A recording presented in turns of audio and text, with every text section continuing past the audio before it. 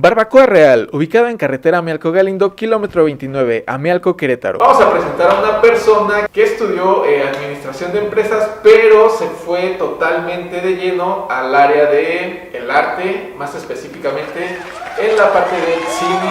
Y bueno, con ustedes, Renata Torres. Hola, buenas tardes, un gusto enorme acompañarlos de nuevo. Muchas gracias por la invitación. Nombre a ti. Y por recibirme aquí en tu nuevo espacio. Nombre a ti. Espacio de cositas. A ti por aceptarnos la invitación. ¿Cómo fue que te empezó a apasionar el cine?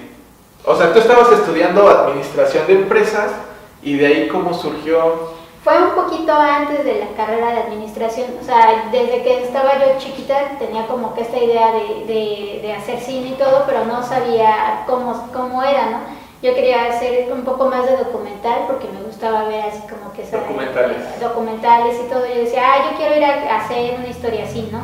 Pero realmente no tenía conciencia, entonces yo pensé que para eso tenía que estudiar algo referente a historia, ¿no? Para poder conocer los antecedentes históricos de un lugar y todo eso. Pero bueno, poco a poco me fui dando cuenta que no, que lo que quería era cine y que sí había una carrera enfocada a cine. Después de estar como que intentando entrar en la carrera, pues bueno, tuve que entrar a otra alternativa un poquito más económica en San Juan, que es administración de empresas o gestión empresarial. Y fue como quedé en esa área, pero mi interés siempre fue el cine o el arte, el teatro, todo en ese sentido, ¿no? ¿Cómo fueron como tus primeros cimientos?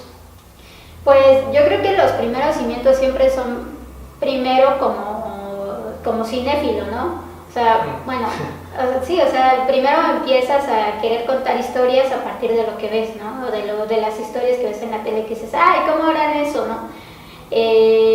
Cuando ya tenía como un poquito más de conciencia, que dije, no, lo que quiero es cine, empecé a hacer cortitos en casa, ¿no? Ya sabes, yo no tenía equipo, entonces tuve que comprar una camarita un poquito más chiquita, más casera, y con eso hacía como mis primeros ejercicios, ¿vale? O sea, sin saber absolutamente que el cine era un lenguaje, ¿no? Y que el cine tenía un aprendizaje que iba sobre la marcha, ¿no? Y que poco a poco se tenía que ir aprendiendo.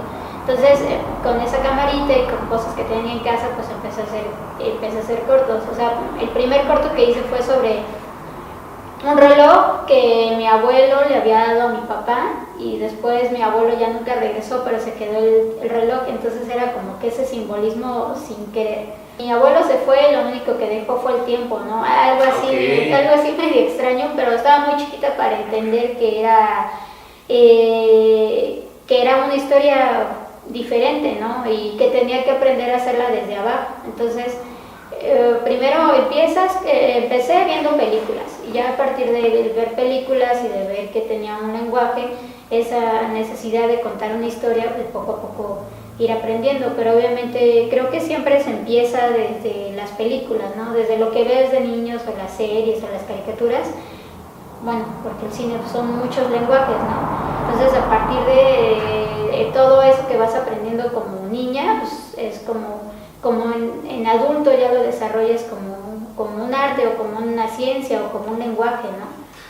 Y por ejemplo, ahorita que estabas hablando de tu primer corto,